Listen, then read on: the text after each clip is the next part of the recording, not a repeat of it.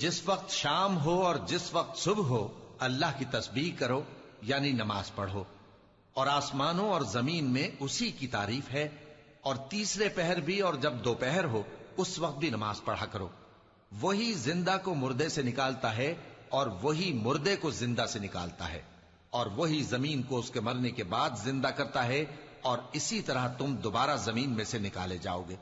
और उसी की निशानियों में से है कि उसने तुम्हें मिट्टी से पैदा किया, फिर अब तुम इंसान होकर जा बजा फैल रहे हो। और उसी की निशानियों में से है कि उसने तुम्हारे लिए तुम्हारी ही जिन्स की औरतें पैदा की, ताकि उनकी तरफ माइल होकर आराम हासिल करो, और तुम में मोहब्बत और मेहरबानी पैदा कर दी। जो लोग गौर करते हैं उनके लिए इन बातों में बहुत सी निशानियां हैं। और उसी की निशानियों में से है आसमानों और जमीन का पैदा करना, और तुम्हारी जबानों और रंगों का जुदा जुदा होना। अहले दानिश के लिए इन बातों में